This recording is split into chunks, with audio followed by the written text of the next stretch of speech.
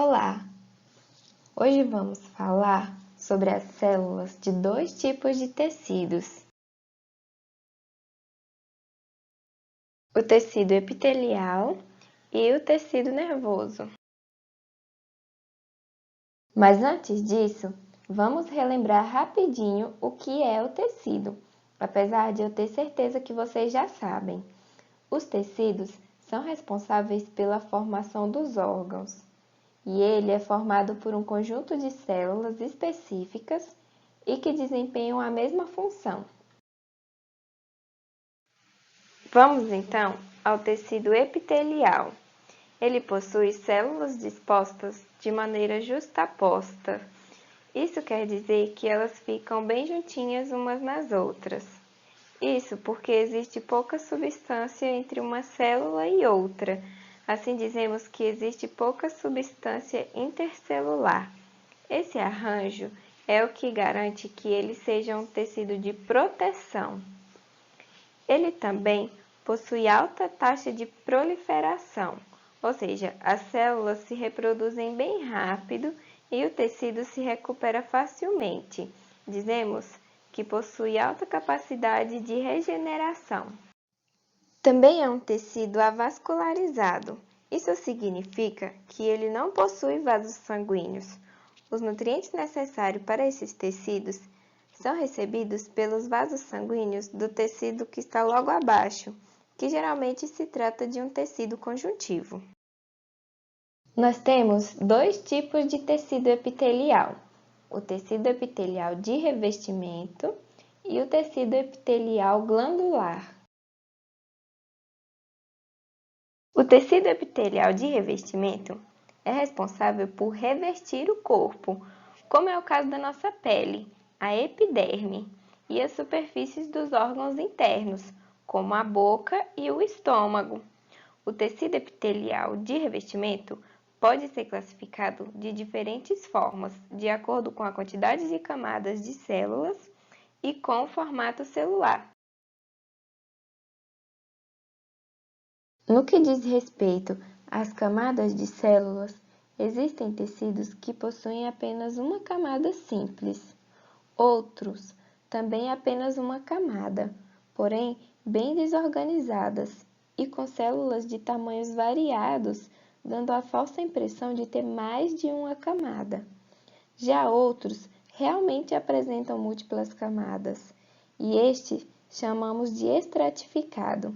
A nossa pele é um exemplo de epitélio estratificado.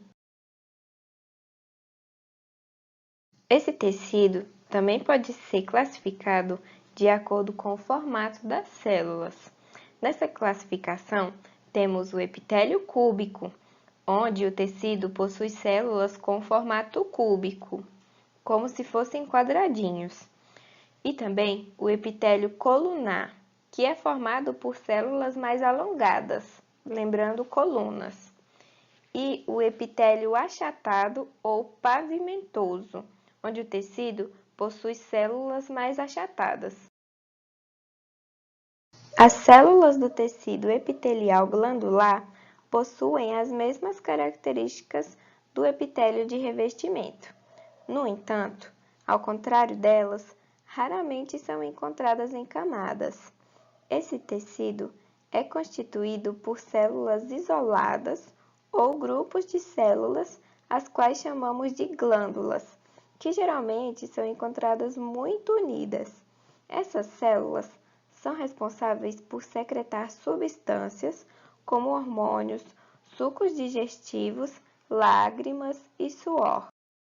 As glândulas podem ser classificadas em dois tipos: glândulas endócrinas, que são glândulas sem ducto. Assim, as secreções produzidas são lançadas diretamente no sangue, como, por exemplo, podemos citar a tireoide. A glândula exócrina, que possui ductos e liberam sua secreção em cavidades ou na superfície do corpo. Por exemplo, podemos citar as glândulas salivares, as glândulas lacrimais e as sudoríparas.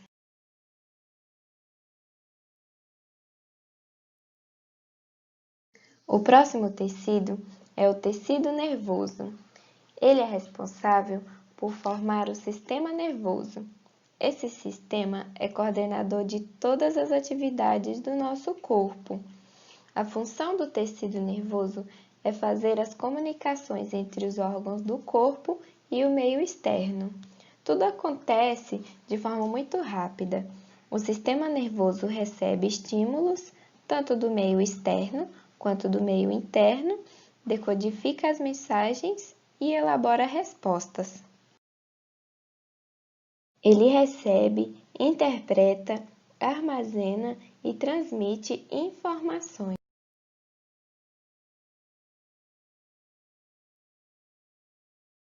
As células do tecido nervoso são denominadas neurônios. Eles têm forma estrelada e são células muito especializadas. São responsáveis pela função de receber os estímulos e também pela função de condução, como se fosse uma corrente elétrica passando ao longo de um fio. Ele é composto por um corpo celular. Nesse corpo celular, a gente encontra o núcleo e o citoplasma. Também temos os dendritos, que são ramificações presentes no corpo celular que recebem os impulsos nervosos. E o axônio, que é o prolongamento do neurônio, por onde os impulsos nervosos são levados a outro neurônio ou para outro tipo de célula. Os neurônios podem ter diferentes formatos, assim como podemos ver na imagem, e também desempenhar diferentes funções de acordo com a região do corpo em que eles se localizam. Alguns axônios são tão compridos que o seu neurônio pode chegar até 1 metro de comprimento. Isso não é incrível? Além dos neurônios, o tecido nervoso é constituído por outros tipos de células, como as células da glia. Essas células da glia têm a função de nutrir e proteger os neurônios e também de mantê-los unidos, formando como se fosse uma rede de proteção. O tecido nervoso é responsável por formar os órgãos do sistema nervoso, como, por exemplo, o cérebro, o cerebelo, a medula espinhal e a enorme quantidade de nervos distribuídos por todo o nosso corpo. E como já sabemos, um conjunto de órgãos funcionando para desempenhar determinadas funções chamamos de sistema, formando assim o sistema nervoso. Obrigada e até a próxima!